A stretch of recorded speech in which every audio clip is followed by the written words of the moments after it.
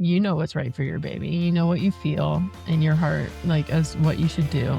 And just everyone else can just shut up about it. Preach. Amen. Yes.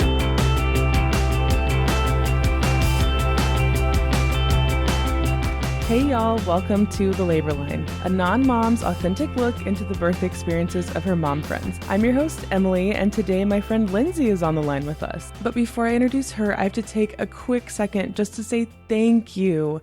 Thank you so much for the love that we've already received on that first episode and for the community that we're already building together over at the Instagram.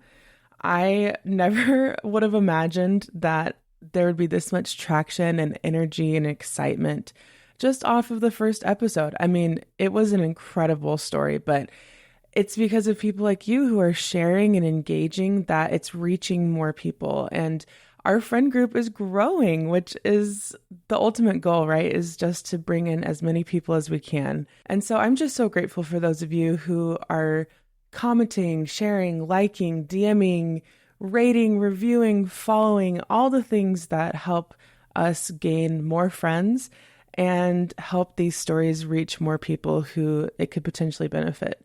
So I just, again, wanted to say thank you and invite you to follow along over on the Instagram at The Labor Line. It is a good time over there, and I'm just so excited to see where this whole thing takes us.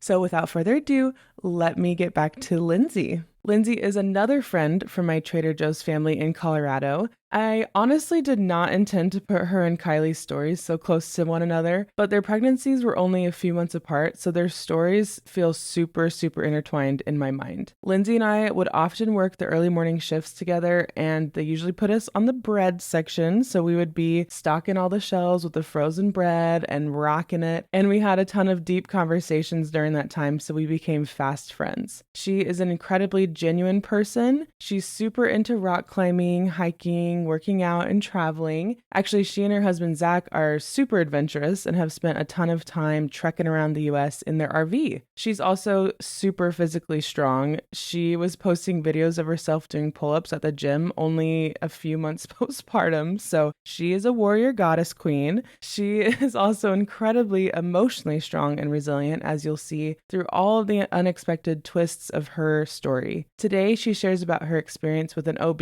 who basically ghosted her, as well as an unexpectedly breech baby and navigating his subsequent hip dysplasia. We are so grateful for her authenticity while sharing her story today. Lindsay's story is extra dear to me because I was actually her doula of sorts. In the first episode, I briefly hinted at the fact that I used to be a doula, and I won't go too deep into it because I know there'll be other opportunities to talk more in depth about it. But just kind of as a SparkNotes overview, I decided I wanted to be a doula in 2021. I was inspired by an incredible professor of mine. So shout out Stephanie if you're listening. I did the training course and started taking clients, but I soon realized that the life of being on call 24/7 was not for me.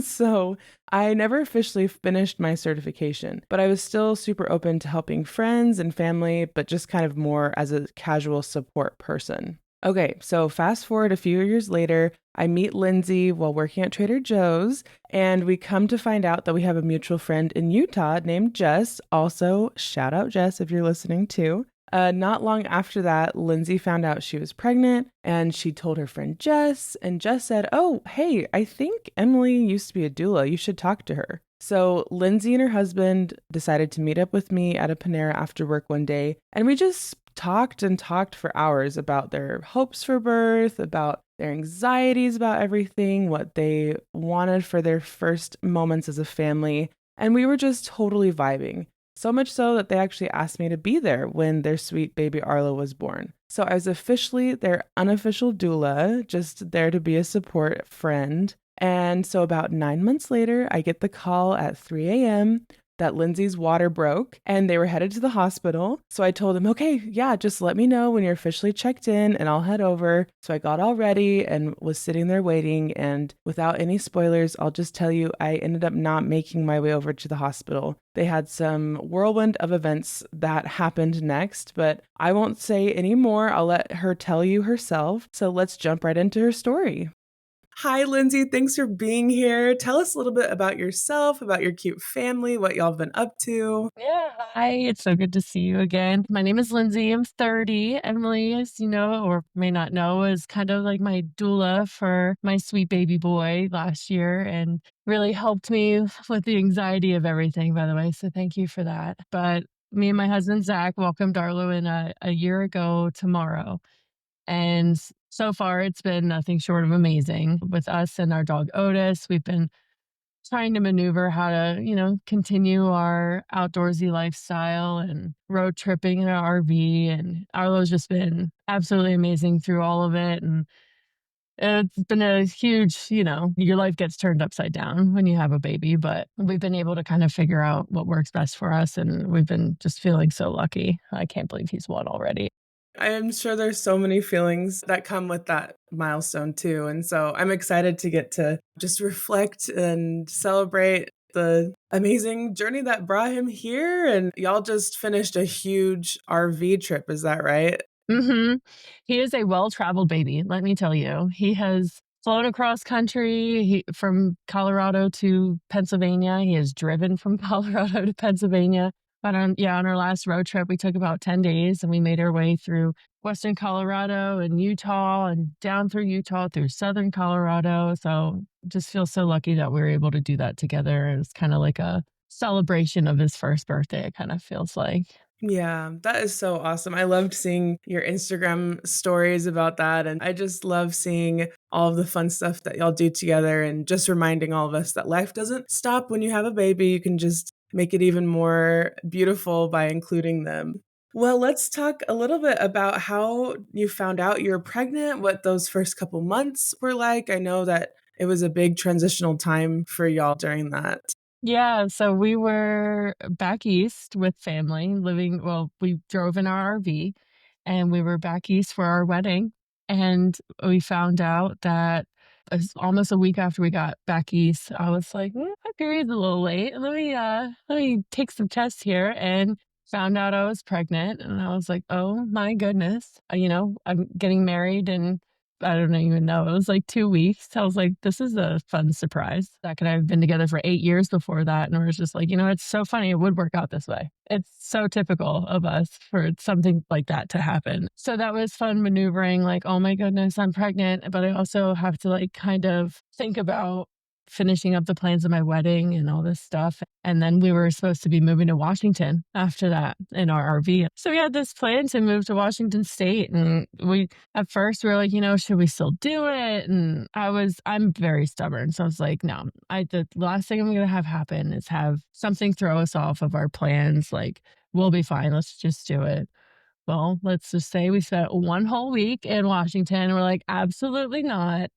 So we moved back to Colorado and I'm so thankful we did. I honestly feel like Arlo was a driving force of us getting out of a situation that I feel like wouldn't have been the best for us. And not in like a bad way, like total bad way. It was just when we got to Washington, I was like, the vibe is just not right. And like things just feel weird. And I was like, you know what? Because I'm pregnant, let's just go back home.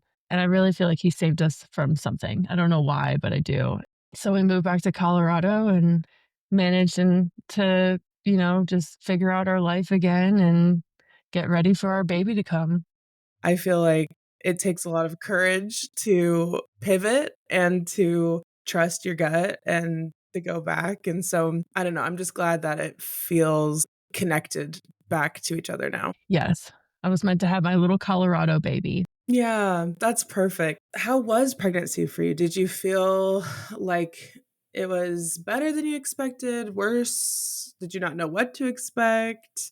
How was that for you? I didn't know what to expect. It is just like a very almost like freaky feeling of just being like, okay, like something's in there. Like I feel it moving. Like, it's like an outer body experience. But I think I was very fortunate for my pregnancy and how easy it went for me and how I didn't have morning sickness. I didn't have any negative symptoms, really. The only thing that happened was he made my wisdom teeth come in, which I didn't even realize could happen during pregnancy. But because they, suck your bones dry of your nutrients, they can allow your teeth to move. And so I was like, hello, there's a tooth back here. And they're like, oh, yeah, it's because you're pregnant. I was like, oh, okay. That's so nice for me. That is crazy. I mean, add it to the list, right? Like, the random things that happen. It really is. Yeah. I was told at like 21, like, oh, your wisdom teeth are in. They're not going to move. I was like, okay, sweet. So I never got them removed. And here I am, like 6 months pregnant. And they're like, oh, yeah, that's because you're pregnant. Sorry. So, but other than that, I mean, I was able to work all the way up until like the week before. I think at that point, I was just kind of like, I'm just going to take my leave now because I'm tired of being on my feet. But I really didn't have to stop working. Like, I felt really good. It's mostly just like customers and coworkers yelling at me, like, why are you here? Go home. You were 9 months pregnant. Go home. Everyone would yell at me for carrying like a jar of pasta sauce. They're like, stop it. You have a baby. I'm like, I know, but I'm fine. I'm deadlifting at the gym, okay? I don't want to hear it. That's awesome. No, I feel like that. I think one of our coworkers worked the morning that she went in for her C-section that afternoon. And it's just like a thing. I don't know what it is about Trader Joe's. I guess everyone just likes being there too much. So tell me a little bit about, the final weeks leading up to when you gave birth. You mentioned your hospital experience was a little different from what you'd hoped. How were those last couple weeks for you? So the last few weeks, I thought they were going really well. The reason I was disappointed with my OBGYN is because I had this woman that I researched and I was like, she's the one I want. I was going to her. I went to her for, I think, 2 appointments. And then she had a family emergency and she left. But she was supposed to be coming back. They kept putting me with a PA and she was kind of a rough around the edges kind of lady. I'm pretty sure she worked in the army. So I was like, that makes sense. And it was just kind of like, you're going to see her until, your doctor gets back. So don't even worry. She'll tell your doctor everything. And then the last, I think 3 weeks, like, yeah, your doctor's not coming back. So I had to go with a man, which I did not want to do, but it was fine. It happens. He was okay. I saw him for one visit. And then I kept seeing the physician's assistant up until like the week before, plus that doctor. The reason I say I thought it was going well is because they're like, everything looks great, like, you're totally fine. But the physician's assistant kept talking about inducing me, which I did not want to do. And I kept telling her, like, she's like, okay, well, we're going to plan your induction. I was probably 38 pregnant at this point, and I was like, I told you I didn't want to be induced. And she's like, well, if you go 5 days over your due date, like, horrible things can happen to your baby, and like was really just like almost like just trying to scare me, it felt like. And even my husband felt the same way. He was like, seems like she's just trying to be scary, like, I don't understand. And then she didn't do any ultrasounds. She just kept like poking my belly and she was like, okay, here's his butt and his head is down, like, perfect where he should be. And obviously, it didn't turn out to be correct. So I didn't know anything was wrong until I ended up in the hospital ready to give birth. Yeah, we'll get to what you found out when you got to the hospital. But I remember, talking to you about those visits and being like, we kept waiting for your physician to come back and she kept not coming back. And I remember at the time, you didn't think anything was off at all. You're like, oh, great. Yeah, everything's great. Whatever. We like totally No. were just like waiting for the call. And so, talk to us about how you went into labor. What did that look like when you started labor? So it was in the middle of the night. I was sleeping and I woke up and I just like felt like my legs were wet. And it was like 2 o'clock in the morning. So I was like, oh, weird. I must just be sweaty. I don't know where my head was going. And I get up to go to the bathroom and I like pulled my pants on. I was like, oh no, my water broke.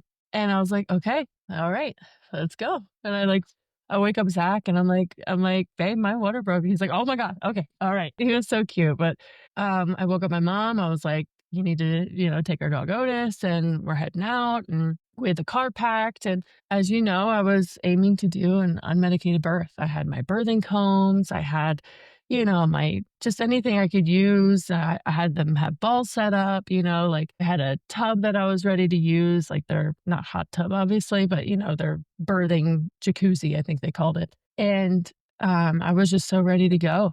I had to go right to the hospital as my water broke because I tested positive for group B strep. So, if your water breaks, when you have that, they instantly want to start giving you antibiotics during your labor because it keeps the baby from getting it as they come out. So it wasn't like I was able to labor at home at all, really. But in hindsight, that was a blessing in disguise, really, because I get to the hospital, I tell her my water broke, and she goes to see how dilated I am. I think I was about 4 centimeters. And the nurse was like, I think I feel a butt. And it didn't even register. I was just like, haha, that's funny. And she's like, no, like, I think I feel a butt. And I was like, okay. And she's like, he's breached. You're going to have a C-section. And like, I just felt the color just like leave my face. And I was like, are you kidding? She was like, let me go get a doctor and we'll get an ultrasound to make sure. And so she gets a doctor, they come in, and I've never seen this doctor before. So it's like story of my pregnancy. It's like, oh, hey, new doctor. Okay, bye, new doctor. I'll never see you again. No. It was like it was like 2 seconds of like burp, burp, burp, burp on my belly, and then she's like, "Yep, breech," and just leaves the room. I was like, "Okay, bye." So I cried for a whole hour. Like, I've never cried so hard and so consistently. I was so tired by the end of it. And, like, the nurse felt so bad for me, but she kept saying, like, "Oh my god, this is the opposite of your birth plan. You wanted an unmedicated birth, and here you are, gonna get a C-section." And I was like, "Lady, I'm bawling my eyes out. I understand the situation I am in." It was horrible, and it just kind of freaked me out. I have a huge needle phobia. That is the reason I wanted a natural birth, because the thought of a needle going into my spine literally makes me wanna pass out. So, realizing that I was gonna have to get a C-section and also have a surgery on top, my first ever surgery on top of that, was terrifying. Like, I remember just Zach just looking at me, and his heart just, like, broke for me so hard. Like, he was so upset. He tried to be, like, really strong for me, but I could just, like, see it on his face that he was so upset for me that I wasn't able to get the birthing experience that I wanted. But he was absolutely amazing, and then my mom was able to come to the hospital and just visit, and it just felt so weird because that morning they're like, "You're gonna be, like, our 8th C-section this morning," and I obviously got there, at like, 3 AM, and I was like, "That's so weird to me, like, why is this hospital having so many C-sections?" But that's neither here nor there. But so they kept being like, "Okay, you'll probably have your baby in an hour." And I was like, "Okay." And an hour came, they're like, "Sorry, we had an emergency C-section. You had to get pushed back, pushed back." And by that point, my contractions are getting worse. And I was like, "Oh my goodness, like, this is really painful." Like, okay, like, now that I know and I've accepted that I'm getting a C-section, I can't even imagine how I would have handled the pain of these contractions when with my natural birth. Like, they are very intense, and that was just the beginning. So they pull me, or they wheel me to the operating room, and my mom can see us. And then we're like at the door, and they're like, oopsies, we're not ready. So they wheel me back. Oh, it was horrible. So I get back to the room, and we're waiting again. And they're like, okay, we're ready now. Let's get it. And I was like, okay, let's do it. And there's pictures of Zach and I just the look on my face is just pure terror. I'm so scared. So they wheel us back, and I get into the OR, and they all ask what kind of music I want to be played. And I was just like, I don't know, like Zach Bryan radio, like just something I'm very used to hearing all the time. So they start playing music, and the anesthesiologist was also amazing. When he came in the room to introduce himself, he was so funny. He was just like, if you could just lower your expectations a little bit, like, today's gonna be a great day. And I'm like, okay, like, I appreciate your humor right now. He was so funny. He's like, just set the bar a little low and it's gonna be great. He was very apologetic. He's like, I'm so sorry this is happening. I totally understand. He's like, but I'm gonna take amazing care of you. I do this all the time. So as you know, they don't let the husband in the room when you're getting your spinal tap. So Zach was mortified, sitting out in the hallway by himself, which kind of bummed me out that they didn't have someone there with him, so just like be talking to him, being like, this is what's going on in there. So he's sitting out right outside the operating room by himself. And the way I deal with stress is I just make jokes. So I'm just joking the whole time. I'm breaking this poor girl's hands because I'm getting a needle in my back. And she's like, squeeze my hands. I'm like, girl, I'm a rock climber. I don't think you want me to do that. She's like, it's fine. I'm so sorry that you're going to be out of work for a week because I literally broke your thumbs. So then they lay me back on the table and I'm completely naked, of course. So I'm just like, everybody, I'm so thankful that we're meeting in this way. All 12 of you are just seeing the best parts of me right now. And I'm just like trying to be like really stupid because that's the only thing I know how to do is just be dumb. And so then they like lay this thing down, across my chest, and they bring Zach in, and he was so scared. I know he was so scared. It was so hard for me to see him feeling that way. And but what I did know is from the office that is attached to the hospital that I was going to for my OB stuff, the surgeon that day is their number one doctor. And I remember being on their website and being like, okay, like if I can be lucky enough, if I have to have a male doctor or anything like that, I hope it's this guy. Like he has like 3,000 5-star reviews and it was him. So that was like a little bit of weight off my shoulders. I was so thankful for that. I was like, okay, at least it's this guy. And then a female doctor I didn't know, of course. They're like, let's bring in someone she doesn't know. We've got to keep this girl confused. So Zach's on my left, the anesthesiologist is on my right. He's super funny. They start very quickly. I think because they're like, you're just another one. We got to pump out another C-section in 20 minutes. Let's hurry this up. It's kind of what it felt like. They start, I don't know what it's called, but the laser, like the burning of the skin as like cutting. So they would do my left side and go over to my right. And I'd be like, ow, I felt that on my right side. And nobody said anything. I was like, okay, I'm not here, I guess. So then they do it again. And I'm like, ow, ow, I feel that. And I hear the doctor go to the anesthesiologist, like, you gave her enough, right? He's like, yeah, I totally did. I'm like, okay, well, why don't you ask me? So they tilted the table. So I'm like laying to the right. And then all of a sudden I couldn't feel anything. It was really weird. And then what also was super weird and unfortunate is that they have no kind of like fan or moving air in there. So I'm just smelling my burning skin as I'm laying there.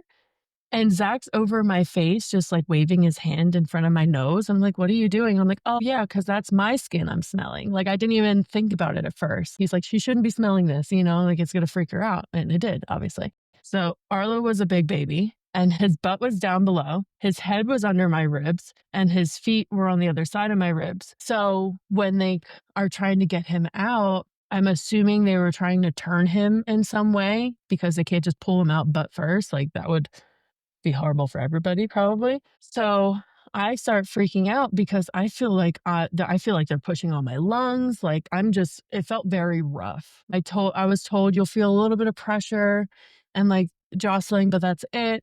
I'm like, no, I feel like I'm being like beat up. I just can't totally feel it. And so I start panicking and I just keep going like, this is weird. This is weird. And I just keep saying that. I don't know why. That was my line. And the male doctor reaches his head over. He's like, hey, like you're giving birth right now. Like, I really need you to be calm. Like, I need you to calm down. And I was just like, okay, sir, let me know how you handle this when you go through it. What a jerk. I What know the I heck? was not having it. So a few more minutes go on and it's all such a blur to me now because I think it was like traumatizing, but they're like jostling me around and Arlo comes out. I honestly don't even remember if he cried right away. I hear them go, stand up, dad, take a picture, which he didn't realize that it would literally be like 3 inches out they took him out of my stomach that he was getting pictures of it. So he saw everything and he was like mortified. And he's like, I didn't expect that. They were like, have your camera ready. But he didn't expect it. It would literally be like 2 seconds after they pull him out. Like, dad, take a picture. But Zach was like, oh yeah, baby's got your chin. And like he was so excited that he had my butt chin. Then they pull Arlo away and he's like, where do you want me to go? I was like, go with the baby, I'm fine. It was just to the other side of the room. And he's there with Arlo and stuff. And it's so sad because like I don't even remember them bringing Arlo over to me. Like Zach says they did, but I think I was so like I was having a panic attack at that point. Like I think I remember seeing him and be like, oh my God, can't believe it. And then he leaves again. And then all I remember is I hear Zach Bryan, the good old do in the background. And the anesthesiologist goes to Zach and was like, she's freaking out. Should I give her something to help her? And he was like, yeah. So he gave me something that put me out because I was just losing it. And then I wake up like 20 minutes later in like the recovery room and I'm like, where's my baby? And so they bring him over, and it was just like that's one thing I'm just, like, so sad about. It's like I didn't get that, like, overwhelming, like, "Oh my god, we have a baby, let's cry together, let's just hold him," you know? Like, it was just like, "Okay, oh god, I'm freaking out. There's my baby, put me under." I wake up. Even in the recovery room, it was just like it was just a mess from, like, the second I got to the hospital to the second I left. Like, after I gave birth, I had multiple people coming in and pushing on my belly. I get that, that's fine. And so I had a belly band on, and this one nurse put her hand on my incision to brace herself to help tighten my belly band. I couldn't even speak. I had to grab her hand and throw it off of me. And she looked at me like, "What?" And I'm like, "You were on my incision." And then I didn't do the narcotic medicine. I only did, I think it was ibuprofen. And so they gave me my first dose. We go through the night. I'm now 12 hours without pain meds. And they're like, "How's the pain?" I'm like, "Really bad." And they're like, "Yeah, I don't know why you're not like getting your meds every 6 hours." I was like, "I thought you guys would just be like asking me or telling me or being like, hey, you're due for your meds." But apparently I had to be asking. I'm like, "I don't even know what's going on right now. I'm trying to deal with a crying baby. I'm like, my boobs and my nipples are killing me." Like it was just such a weird thing. So I went 12 hours without meds, and that was horrible. I could barely even stand up. And they're like, "Yeah, you just kind of like got to tell us." I'm like, "Okay, I don't even know what time it is, but another 6 hours from now, I would like all of my meds."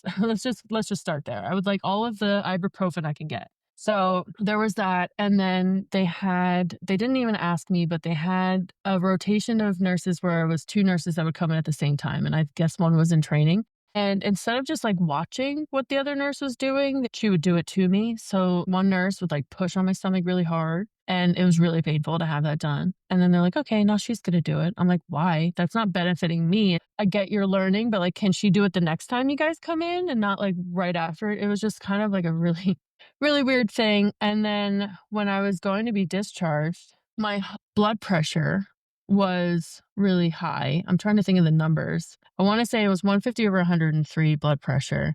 And so they're trying to give me things to get my blood pressure down. And it was like the day I'm supposed to get discharged. So I'm like, I just really want to get out of here. Like, I don't want to be here anymore. So they were like, "You know what? It'll probably be fine. Go home. If your blood pressure stays like this or gets worse, just call an ambulance." And I'm like, "Okay, well, that's fun." So I'm home for like 3 hours, and my blood pressure is just way too high, and I just did not feel good. And of course, you read about it. It's like, okay, well, you can have a stroke or a heart attack or you could die or something. So within 6 hours of getting home, we are now going back to the hospital, and which is 20 minutes away. Like, I don't it's not close to me. So I'm like, I'm just crying. Like, I walk up to the desk and I just lost it. And I'm like, "I'm here. I was here hours ago. I just had my baby, and I need you guys to help me." And they're like, "Okay, like, let's get you back to a room. You're scaring everybody." So it was just, I ended up not getting home until like 10 o'clock at night because they wouldn't let me leave again until my blood pressure was better. And then I was on blood pressure meds for like weeks after that. And I was just like, "Why would you ever let me go home?" It's like, if it wasn't going down with blood pressure medicine, why were you letting me go home? It's so strange. Like, I feel like blood pressure is such a concern, right? Like, I feel Yes. like that's I don't know. Like, I Yeah. don't know a ton about labor, but I know that that is always something that they check. So it's just so weird that they I sent you know. home and I know, it's like, as much as I wanted to go home and be discharged, I would have rather just stayed at the hospital until my blood pressure was fine, so that I could have stayed home for the first night with my baby, instead of immediately going back to the hospital. And so we had to bring him yeah. back in his second car ride of his life, 20 minutes away, and I'm just trying not to freak out, and it was just so annoying. Like, I don't know, I just felt, like, so dismissed the entire time. I had one really good nurse, I wish I could remember her name, but she was so sweet. She was, like, working in the middle of the night, and she would come in, and she was like, "Why don't I just," because he wasn't sleeping well. And she was like, "Why don't I just hold him while I chart, and, like, you just fall asleep, and you try to sleep for a little while." And so she would just, like, hang out in the room in the dark and just, like, chart, and she was, like, holding him like a little football, just, like, doing her stuff. I'm like, "You're amazing." It was so hard getting, like, through the night. Like, my boobs hurt so bad. Oh, my nipples were completely chapped and bleeding, and, like, he just wanted to be on me, and he's still like that. He is a super clingy baby. Like, he needs to be touching me or someone, like, he just needs to be cuddled. He is very, like, physically affectionate, and he has literally been that way since day one. Like, the only way I could get him to fall asleep on me is when he was in my arms, like, in the hospital. I'm like, "This is so dangerous. I can't be doing this. Like, I don't know." But I literally could barely sleep, but it ended up working out. I appreciate you sharing that because just the grief of having such a different experience, I'm sure was something that y'all had to work through. And It was a bummer because and it all led up to just I mean, granted, I know sometimes they're not into turning the baby, and after my water broke, I was like, "There's really nothing else you can do, like, we can't try to turn him," and they're like, "No, after your water breaks, we're not willing to try turning him around." And so, I just got so upset with that physician's assistant telling me, "Oh, he's in the right position, this, that, and the other," and she never gave me an ultrasound after my 20-week ultrasound. I never got another ultrasound. That was, like, a huge problem because, him being breech for so long ended up messing his hips up. He came up with hip dysplasia. He had to be in a Pavlik harness for months, which was really hard on us. I mean, he luckily didn't know what was happening, so he never really even seemed bothered by it, but it was hard, to just feel like, "Is my baby gonna be able to have normal activity in his legs? Like, is he gonna be able to be an athlete if he wants to?" Like, all just because I didn't get an ultrasound. And because, if they were able to do an ultrasound and either try to turn him or not, it would have been at least like, okay, well, he's a bigger baby. Let's do an earlier C-section. We could have planned it. I could have wrapped my head around it. He could have not been in that position for another 2 weeks, maybe. So it's just unfortunate that I feel like I kind of fell through the cracks at my doctor's office. And even at the hospital again in my recovery, it was just a different doctor. I never saw my surgeon again. Never came in the next day. It was the one male doctor I saw the one time.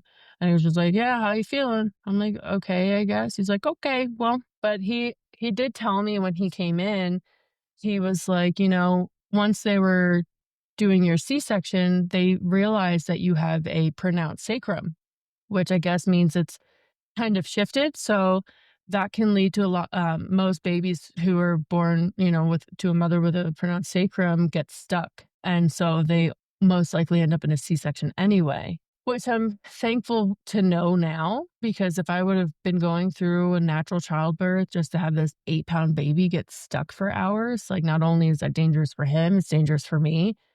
And just to end up in a C-section after all of that, all of that pain, all of that everything would have been really, like, heartbreaking. So I try to see the silver lining in that of, like, at least we didn't go through that because that would have been horrible. Like, babies can get really messed up getting stuck in the birthing canal. So that was the nice thing to know. If I do have future kids, I'm probably just going to have to do another C-section, which I don't want to do, but I also don't want a baby to get stuck. So I have admired how y'all were able to like be very real about how you were feeling, but also continue forward and seeing, okay, but how can we take ownership of this experience and not just feel like victims of just circumstances? And you have every right to feel any way, but I've been just super um, I just admire how y'all continually just push through and say, okay, like this next thing that is happening, like we are going to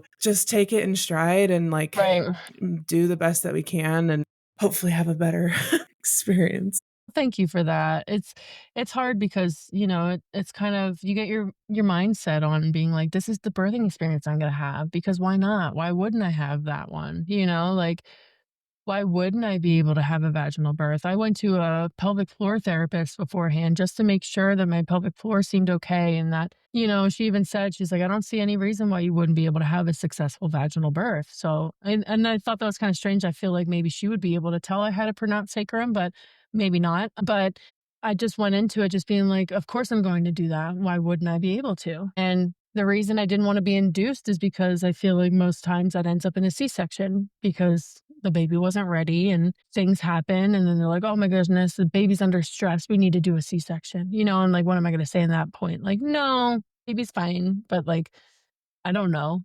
So for it to just be a positioning thing was just it was just crazy. I had no idea. Like here I am walking around thinking I'm poking him in the butt. It's really poking him in the forehead, probably. And just like, sorry about that. I'm like, he's so cute. Here's his little butt right under my ribs. What a good guy. And then he's just like getting like poked in the face. It just, I don't know. It was so like jarring at the time. And I was so upset with that doctor because like, to find out he had hip dysplasia because of how he was breached for so long. When we went back to her, she's like, "Well, he probably turned." And I was like, "Excuse me, you don't think I would feel an 8-pound baby flip upside down, like, inside me? You don't think I would feel that?" I was like, "He's been in the same position for a long time. I know what I feel.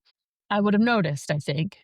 Um, and she just was very much like, well, what would even have getting an ultrasound would have done? What would it have done for you? And like Zach was so mad at this woman. He was like, I don't know, maybe we could have had an earlier C-section. She would have been able to understand and know what's going to happen to her. And we could have a better idea of what we're about to go through and not have it be so traumatizing. Maybe we could have done it a couple weeks earlier. He wouldn't have been 8 pounds. He wouldn't have been bent in half for as long. And with hip dysplasia, it's scary because they're like, if these harnesses don't work, he's going to have surgery and be in a hard brace for months. And I'm like, how do you have a baby in a hard brace? Like, Yeah. I was so upset. And we actually go back to his hip doctor in a couple weeks to just make sure everything's still going well because he did really well for a while. And there was a couple weeks there where like he regressed and his hips aren't where they should be. And we don't know why it's not working. And I'm like, oh my goodness, I'm going to have to see my tiny little baby with surgery scars on his hips and like a hard brace, and he's not gonna be able to move. Like, this is gonna be miserable. But then he finally ended up where he needed to be for them to take it off, and it was really upsetting, to go through that. Things could have gone a lot worse if nobody did catch that he was breached. Like, I just went into that male doctor, like, 3 days before that, and he did a cervical exam, and I was, like, 2 centimeters dilated, and the nurses at the hospital, they're like, "What? We don't understand how he didn't feel that there was a butt there." And, like, so if it was another person that if my nurse didn't catch it and I'm just, like, pushing for hours and then my baby gets stuck, like, things could have gone, like, a lot worse. I don't know. It's like now if I ever do it again, like, I obviously know that, "No, you're giving me an ultrasound whenever I ask for it," because it's literally she was like, "It's in the other room." And Zach was like, "Then why couldn't you bring it over?" And she's like, "Well, we only use it if we think there's a problem." And he was like, "Yeah, and there was a problem, and you missed that. You should have went and got it just to make sure." He was a huge advocate for me, and I so appreciate him for that. But now I know now that I just need to request more ultrasounds, request more care. Like, I'm leaving. I'm gonna find somewhere else that I can have a stable relationship with my doctor. Never got an apology for it. Never got like, "I'm so sorry, your doctor is just MIA. Sorry, we're tossing you around every which way." Like, they just didn't care. It was really upsetting. Yeah. No, well, it sounds like there's a lot of defensiveness on their side, and I'm sure it's hard to know, like, what battles to pick and what to let go, and, of course, being your first time, not really knowing, like, "Is this normal?" Like, "Okay, like, how would I know anything other than what you're telling me?" I've always, like, admired y'all's relationship because from the very start, like, it was very much you 2 are in this together, and I'm grateful that he could advocate for you not just afterwards, but in the operation room as well, and as much as he could, and Right. that y'all were unified in that is Yeah. so important, so No, I couldn't even imagine if him and I didn't have the relationship that we do, if I was going through this with someone who just wasn't as supportive. Like, that would have been miserable, honestly. Like, I always knew my feelings were valid, and he was, if not more upset than me, just as upset as I was about everything that was happening. Like, he came to all the doctor's appointments because he knew, like, sometimes I have a hard time with, like, doctors and stuff is, like, speaking out. I'm upset for the people who don't have someone there with them to help fight these battles with them and, like, confront these people because I can tell that they're used to these, like, women who are just we're scared, you know, like, we don't know as if for a first-time baby, I don't know what is going on. You go in expecting that you're just gonna have, like, the sweetest person ever that's just so excited for your baby and for you guys to become a family, and it's just, like, all these people are like, "Okay, what do you want? Like, you're pregnant, get over it," you know? Like, it was just very cold and just disappointing. I don't know.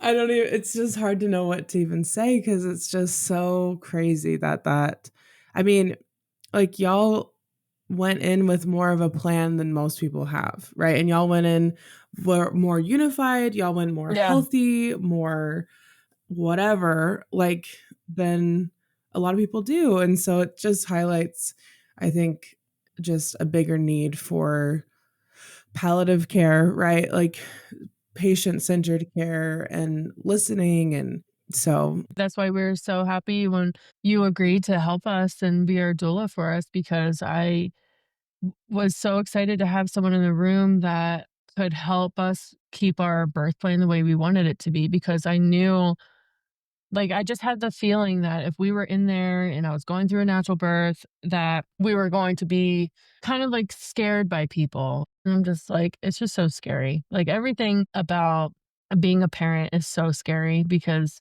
you have people telling you what to do, telling you not what to do, telling you what to not do. And sometimes some other people sound so convincing that they're so right, you know? And it's just like, am I doing the right thing? Like, am I gonna regret this now? And it's just a general basis of like, no matter what you do, whether it's anything down to what I like being outside. People were like, you shouldn't be moving as much as you are while I was pregnant.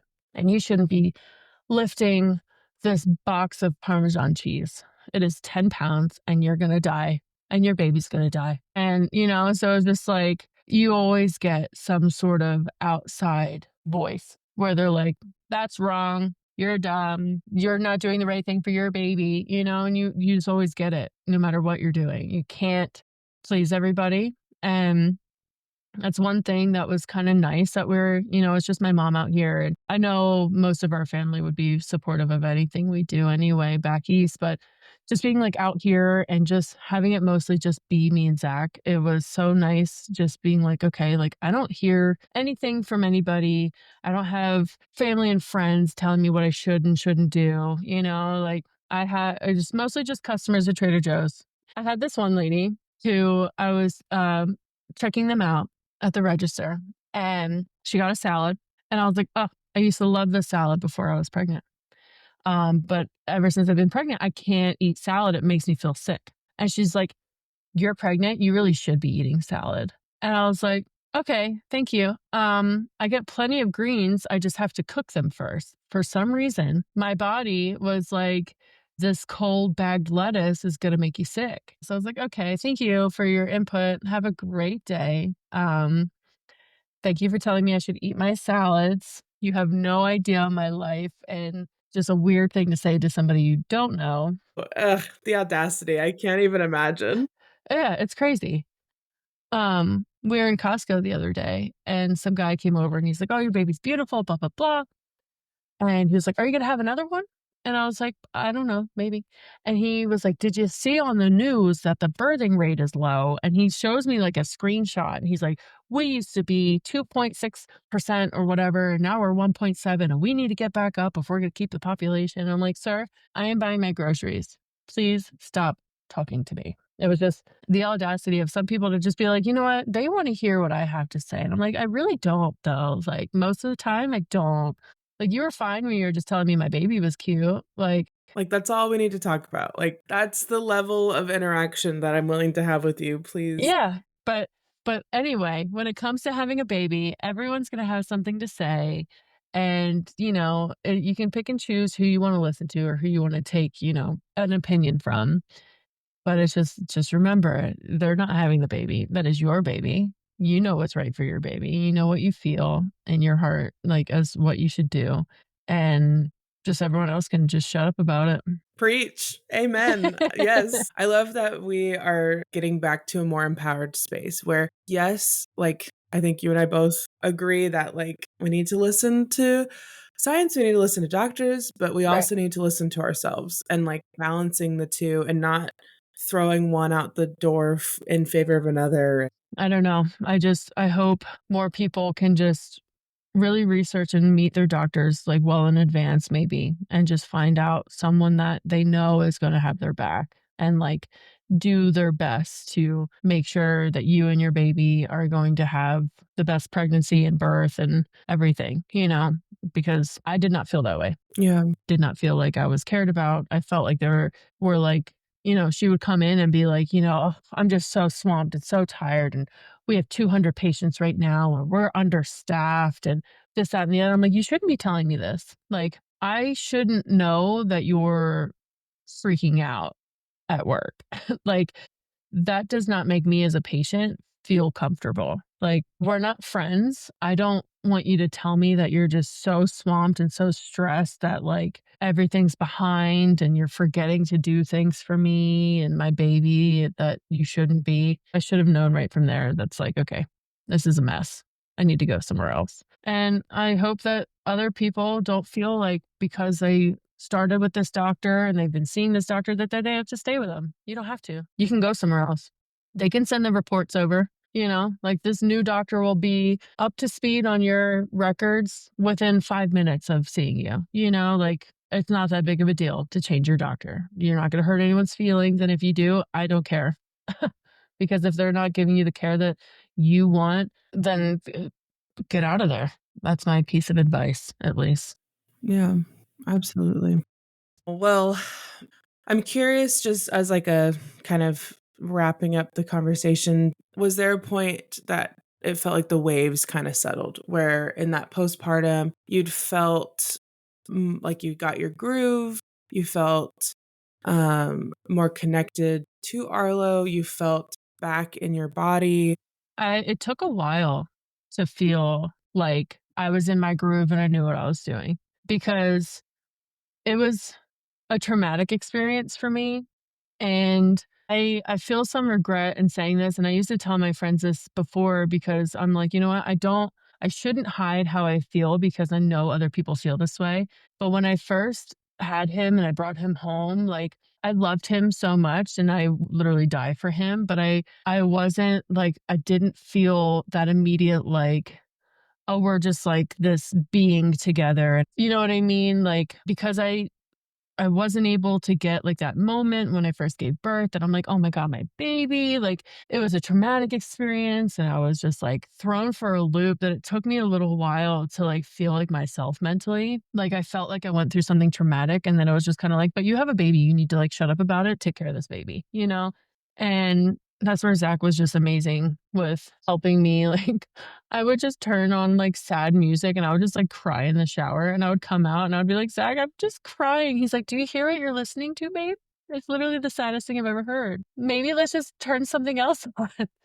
And for some reason, I just, like, I wanted to feel, like, just down. I don't know, it was just weird, and then to get within 7 weeks of having him to get this diagnosis of the worst stage of hip dysplasia possible, I was like, "Oh my gosh, like, what am I gonna do? Like, this is everything that can go wrong is going wrong," And but that wasn't true, like, it could have been way worse. Like, we're so fortunate that it was just something physical like that. Seeing what other parents have to go through made me realize, like, okay, like, it's hip dysplasia, it's horrible, it's upsetting, and I allowed myself to be upset with that because at first I was just trying to convince myself, like, that's not that bad. Like, get over it. Some people have it way worse. And then I was like, no, like, I'm allowed to feel upset for me, for my husband, for my son. I'm allowed to be upset about it, but I'm also acknowledging that it could be worse. And that made me feel better about it.